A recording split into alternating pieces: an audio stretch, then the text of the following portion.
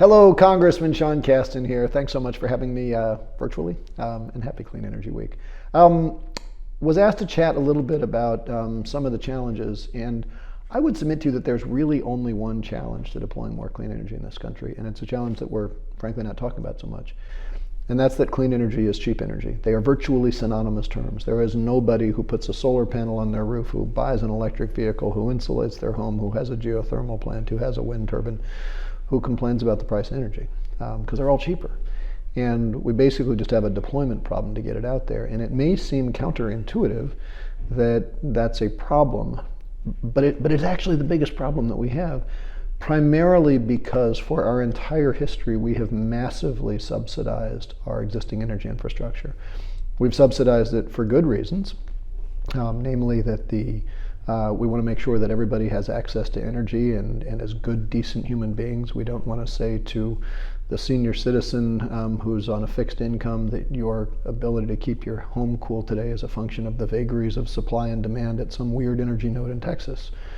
We also subsidize for bad reasons, which is that over the course of our whole history, we have subsidized resource extraction at the expense of efficient resource conversion. Today, as we sit here right now, the United States subsidizes the fossil fuel sector by $660 billion a year.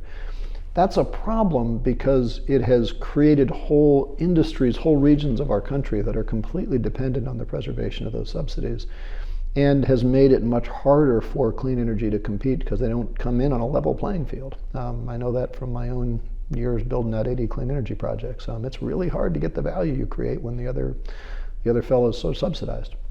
But it also creates a political challenge that, leave your cynicism aside. What do you do? What do you say? What do you offer to a community where the jobs, the industry, the employers, the whole family history is tied to an industry that would not compete in a competitive market?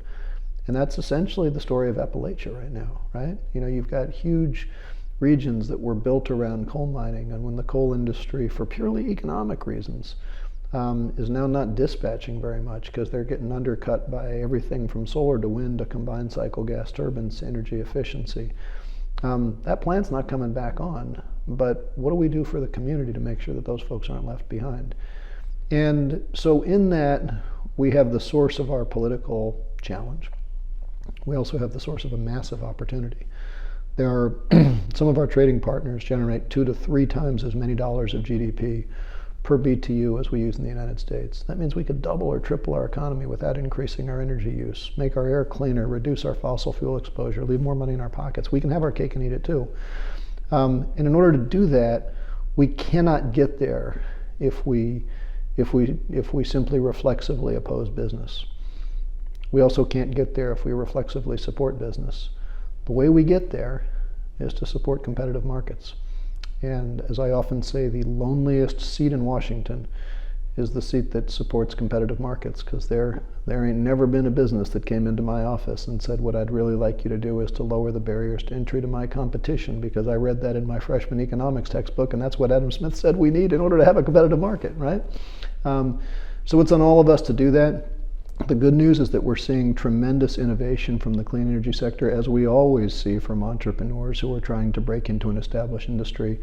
We're seeing them develop products that are breaking through in spite of those disadvantages. We're seeing them create jobs. We're seeing them innovate. We're seeing them provide lower cost, higher quality, higher reliability products.